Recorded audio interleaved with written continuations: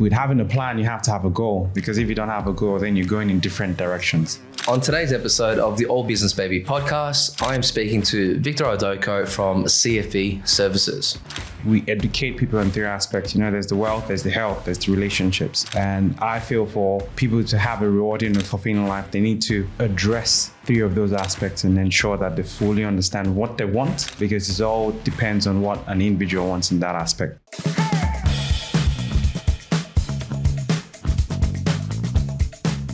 So, Victor, thank you for joining me on our podcast today. No worries. Glad to be here, Phil. Thanks for having me. So let's talk a little bit about yourself. Yes. Can you tell the audience a little bit about you? So I am Victor Idoko, financial planner and founder of CFV Services, and we help individuals and small businesses plan for the future. What we're trying to achieve is actually help these individuals and small businesses have a rewarding and fulfilling lives. And we know we can do that through good financial planning. So cash flow investment, super retirement, and a lot.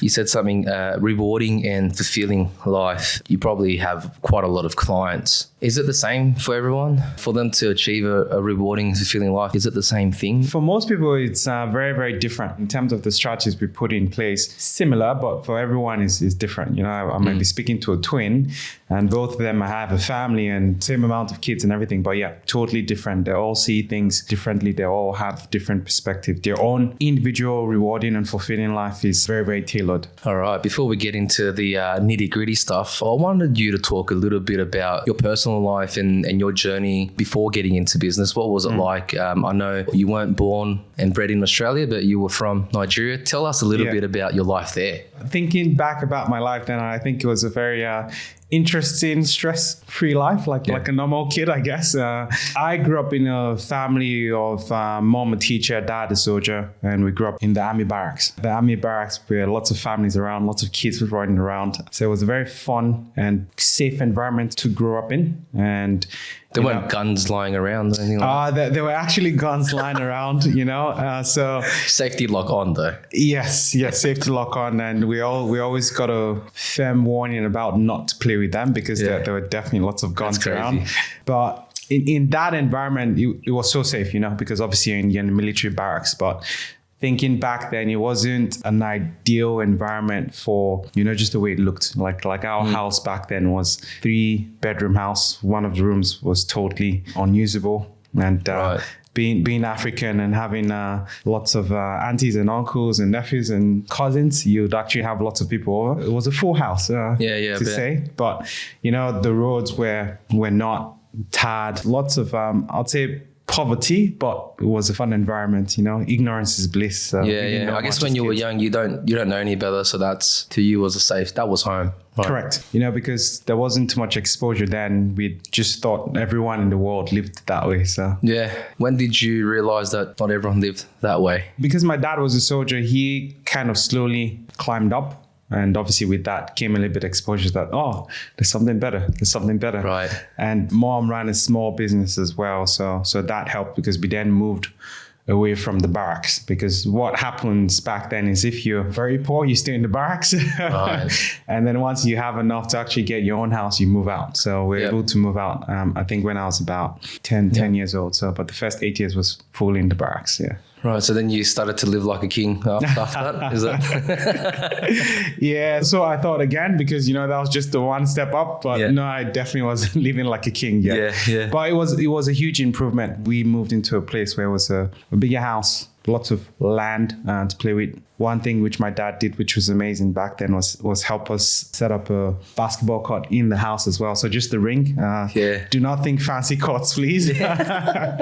This is still very, very poor cost. But that really kept me busy, because I ended up playing lots of basketball and just staying out of trouble. Or the next part of your life as you hit teenage years. Did you go to school in Nigeria? What was happening there? Or did you work? What was... Well, I say African environment, kids don't really work that young. It's more about school. So when I turned 11, I went to boarding school. And look, that's the norm as well. Some people hear that and be like, "Oh, you're too young," but no, that's what happened back there with kids. So boarding school was interesting as well, because, you have about 40 other pairs and the same age, and, you people just trying to live life to the best. But one thing I look back and I loved about boarding school was, the structure that actually came with that. I think that really shaped me for having lots of structure in my life. To give you an example of a typical day, we'll wake up at about 5:15. We'll go do some morning work. Morning work is watching the plants, sweeping the floors, cleaning the classrooms, and then you need to rush back to your dorms, get changed. Then when you change, you rush back to class, literally running throughout. So, which was, as I said, the norm to us back then, but looking at it now, or the remembering now, it's interesting. So we'll run back to class, have morning classes for about 2 hours, run to breakfast. After breakfast, run straight away to chapel, because it was a Christian school. Pretty much after chapel, then more classroom work, and then lunch, then you had siesta, and then you had the games room, and then siesta. How's good? How good's that? Siesta was just like I think for 45 minutes, 1 hour. Yeah. So you barely even had time to imagine sleep. you take 40 minutes to get to sleep, and then 5 minutes later you gotta wake up. Pretty much. Back then as well, if you were in trouble, you did not get siesta. It was an opportunity for the seniors to punish you or get you to do stuff for them, which was interesting. So, but after that, we'd had sports. And then dinner. Yeah, so very structured. It seemed like, I think, the way you grew up, there was a lot of, as you said, structure, but a lot of, it probably instilled a lot of discipline in you as well, to be able to get up on time, to do all these things, cleaning, watering, and all that kind of stuff. And I mean, I wasn't doing that when I was growing up. My mum was doing everything for me. Lucky you, Phil. Lucky you. Maybe that's why I'm a spoiled brat, right?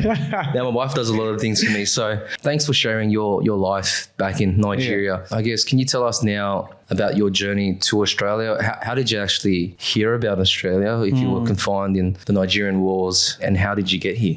Generally, if you can afford to send your kid overseas to study, you will, because it's a better educational system. So I had a cousin in Perth, and the opportunity was to go to the UK or here. And me being me, I was like, no, I'll go to Australia. Too many people go to the UK already, and that's how I ended up here. So. Yeah, wow. And then from there, you got flown over here, and then you lived in Perth. That was life in Perth, because for us Australians, we kind of don't think about Perth as part of the country. It's like a 5-6 hour flight. You're better off going to Bali, right? Yeah, 100%. And, I think the Western Australians share the same notion that they don't think you're part of Australia, They rather actually go to Bali than come to Sydney. So, but I think Perth is a very picturesque place. I think it's very beautiful, nice beaches, a good place to probably raise a family if you don't like the hustle bustle. I did my uni there and everything, so yeah. Oh, that's cool. I have a soft spot. Okay, well, look, you're a financial planner, so obviously to become a financial planner, I know that it requires a lot of study. Going through your degrees, and then some will get into their CFA, which I believe you've done. Yes. CFA, for those that don't know, is? As Chartered Financial Analyst. From what I hear, that's a very rigorous and very tough course or degree to get through. Is that right? Yes, 100%. I think one of the toughest studies I've done in my life. But yeah, definitely happy I did it. Why did you decide, I'm going to become a financial planner? Out of all the professions out there, you decided financial planning was your thing?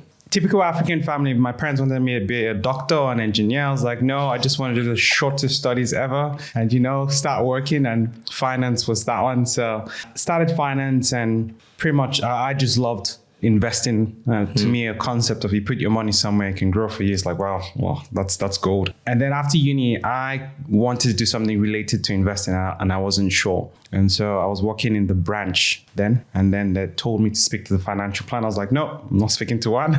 But I ended up speaking to him, and then he explained what to do and said, yes, it relates a lot to investing. And I tried it out, and then I loved it. So I just loved the client interaction. I think bringing the discipline that I've had from childhood to, okay, do this, do that, do this, and do that, you will get to your goal, has been really helpful. So I fell into it, in other words, but I've loved it since then. And obviously, being a financial planner, you weren't running your own business straight away. You were working for someone else.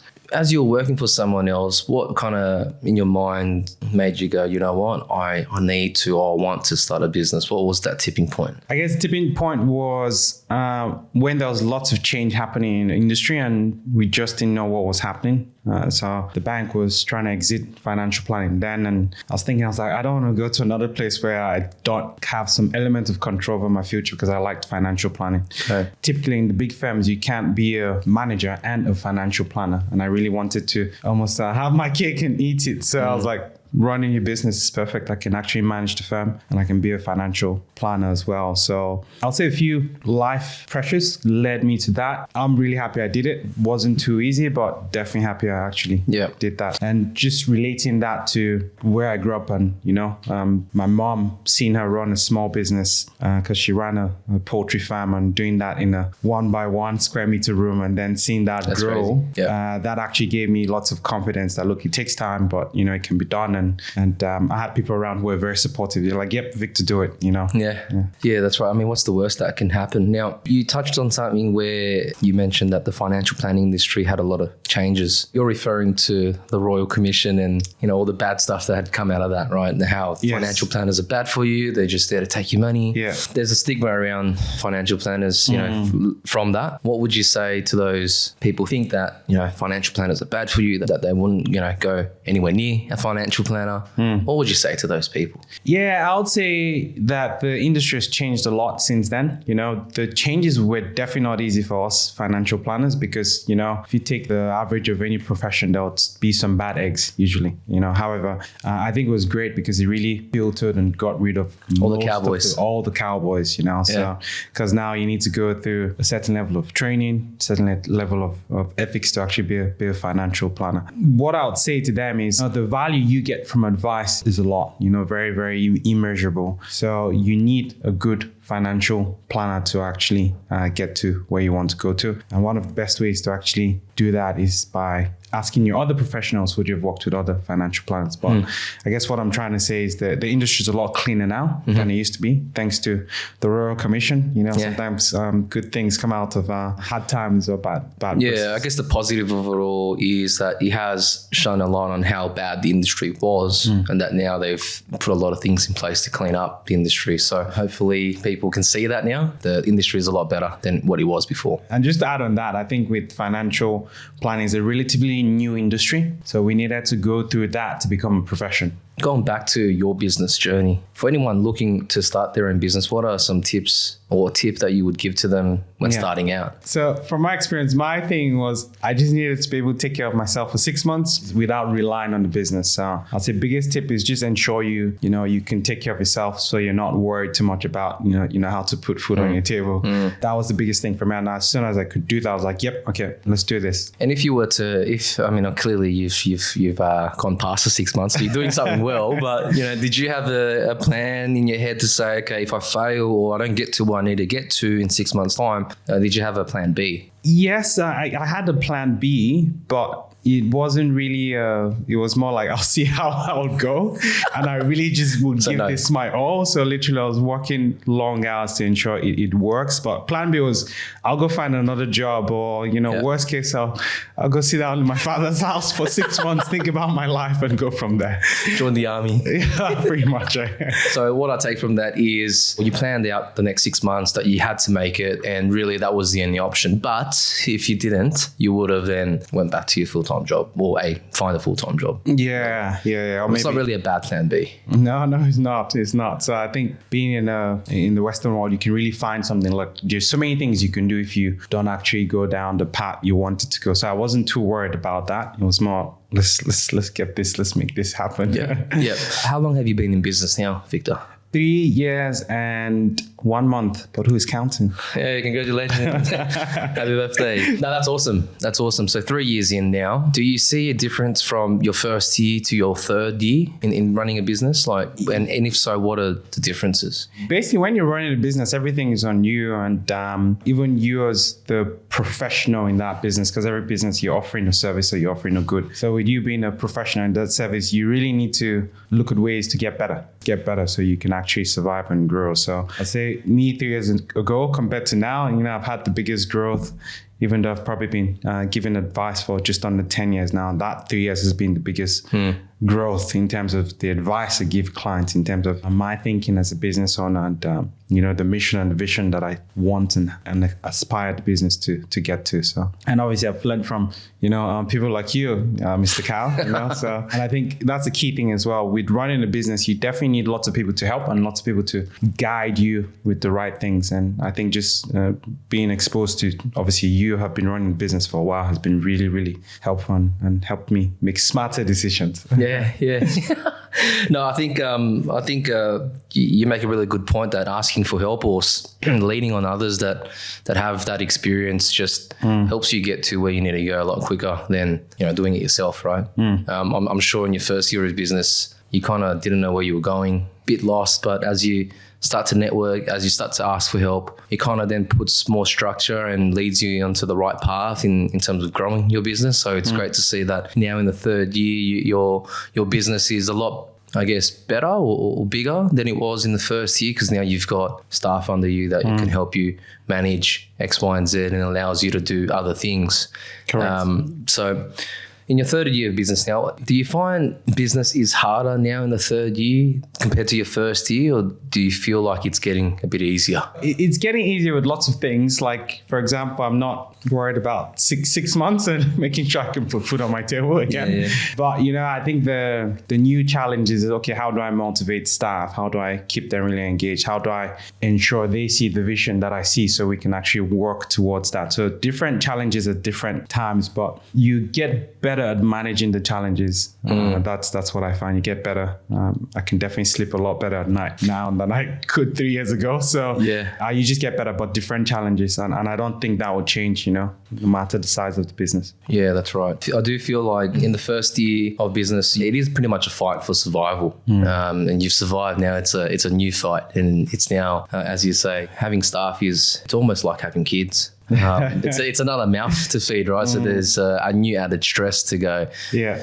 Okay, I need to make sure that they're fed. And when I say fed, I mean they've got a lot of work on. They're doing X, Y, and Z, right? So I definitely agree. There's new challenges. And just to add on that as well, there's a difference between being a good leader and a good manager, and those are skills I'm learning to balance and get better at. Because I think I do a few better than the other, but different skills by the time you have staff involved. What's the difference between a good leader and a good manager? Yeah, so I'll say the leader definitely has the vision. The manager would be someone who actually helps to bring people together and help them see the vision. So the manager really has to deal with the people, the management of people, like how do you feed them, how do you ensure they're happy, how do you ensure they're working towards this vision. If they don't understand the vision, that communication from the leader to ensure the managers and the people have the vision, but the managers really do the ground operational work, if that makes sense. Yeah, it does. What is the vision for CFV Services? Good question. Because you're the leader, I'm assuming, not the manager. I'm trying to be a good leader and a good manager. Yeah. So our vision has been simple. I think when I then found out what we want to do and we want to help people live a rewarding and fulfilling life, the vision for me then has been very simple. First of all, the clients live a rewarding and fulfilling life. How do I help the team members, and the people we work with live a rewarding and fulfilling life?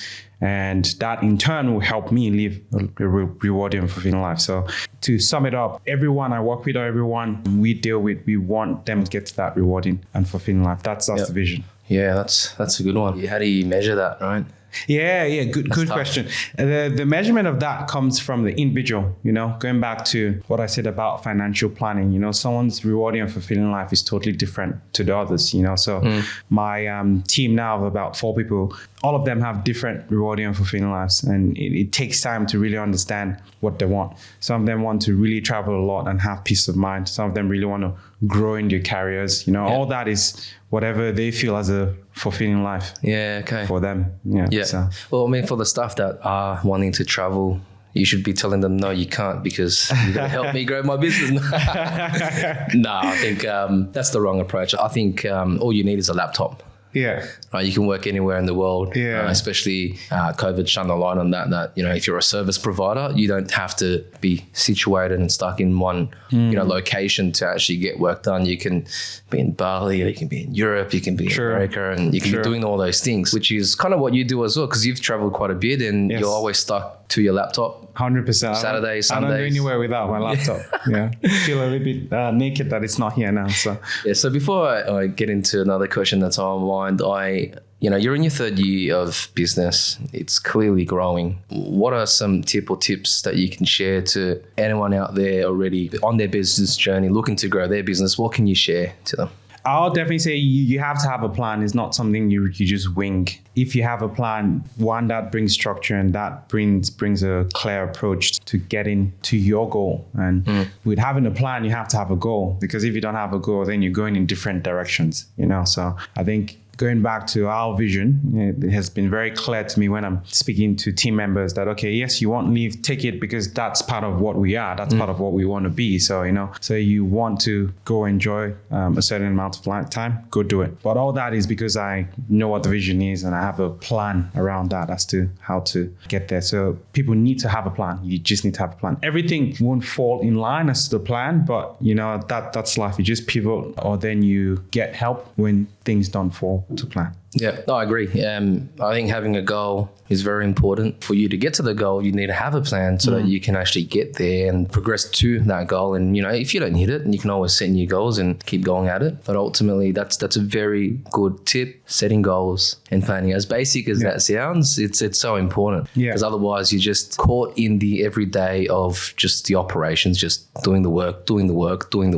Correct. And if you continually do the work, by year 3, you're still doing the work, or you're creating more of a job for yourself, and ultimately you're not going to be a business owner, which is why you got into business, right? Yeah. And one thing I'll just add on that as well is, if you can get a business coach, definitely do it. And for example, I have one, and I was very specific about mine. I wanted one that had run a financial planning business, has grown a financial planning business, and is now helping financial planners, because that's the way I can get to know what I don't know. You might not be able to do it in your first 2 years, but I think by the time you get into the third year, you need to invest in yourself. And that's where that business coach, further studies and all that comes in. Yeah, I couldn't agree more. I think it took me maybe 4 or 5 years to full time to grow my business to where it is. But, if I sought your advice 5 years ago, Victor, I may have gotten there 2 or 3 years ago, right? So it really is just sometimes removing the ego from running a business and going, hey, this person's done it before, let me seek their advice. And you have to pay 2, 3, 4 grand a month or whatever it is, but don't see that as a cost to the business, but rather investment in yourself and the business. And ultimately that's going to get you where you need to be a lot quicker, which I'm assuming it has for you as well. Yeah, so 100%. You invest in yourself as the best investment you can. And this is coming from a financial planner. Yeah, okay, invest in yourself. How do I put money? Now, you mentioned that the vision for CFV Services is to help others and those that you touch live a rewarding and fulfilling life. If you're able to do that, Victor, what about yourself? How do you live a rewarding and fulfilling life? Part of the company as well, we focus on 3 aspects, or rather we educate people on 3 aspects. There's the wealth, there's the health, there's the relationships. And I feel for people to have a rewarding and fulfilling life, they need to address 3 of those aspects and ensure that they fully understand what they want, because it all depends on what an individual wants in that aspect as well. So, for me to have my own real rewarding and fulfilling life, I need to take care of my wealth, take care of my health, and take care of my relationships. And these relationships with anyone that I work with family, with loved ones. Yeah, I haven't heard that one before. That's a good one, actually. I'm just thinking about my wealth, health, and relationships. I think I kind of have them covered, but I guess if you have all those 3 things, Victor, covered, what's next? Is that it? That's life complete? You've ticked it? You've done it? Yeah, so having them covered is a growth process, or rather it's a progressive process, if I can say that. You get better at one and more relationships actually come into the situation, for people that want kids, you start off with having a spouse, then you get kids, so you need to build on the relationships with the kids. So it's a never ending process. Your health as well, in your 20s and 30s, you can probably run as fast as possible, but your 50s and 60s is a different relationship with your health, So all those are never ending. So you have nothing to work on in those regards, yes. And same thing with wealth as well. It's a balance with wealth, right? Like if you work too much when you're in your 20s and 30s, you might not get to explore other aspects of your relationships and health. So you need to balance all that as well. So there isn't a holy grail for all of them, but it's a balance. But it's a balance, and each person needs to choose their balance, but all three need to be taken care of.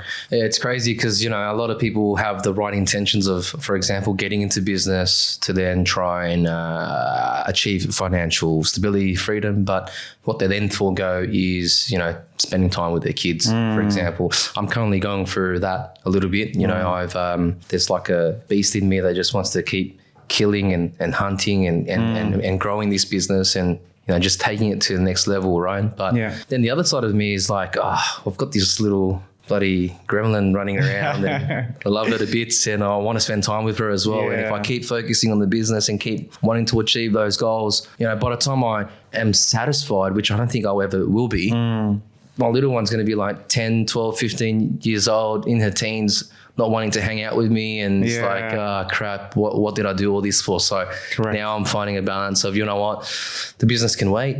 Yeah, I've gone to a good point. Let's just be happy with that now, and let's just spend time with, Isabel and just watch her grow and enjoy the next, 10, 11 years before she becomes a teenager and just rebels and hates me. Because that's going to happen. I know it, right? So no, hopefully right. not. Yeah, hopefully not. But, I'm just thinking worst case scenario that she will. I'm like, better just enjoy these, next 10 years, right? Yeah. So I think one mistake people make is totally ignoring one of those three aspects. I think you need to give each one a bit of love. Sometimes one would definitely take more love than the other ones. And, for me, for the last 3 years, it's been, wealth. Now I'm trying to focus on health and relationships, but still not ignore any of them. That balance. Yeah. No, that's good. So the tip is balance. Yes. Balance. All right. Awesome, Victor. Thanks for jumping on this podcast and sharing your experience. I'm hoping people in the audience have related to your story and hopefully they can start their own journey. Yeah. Thank you. No worries. Thanks for having me, Phil.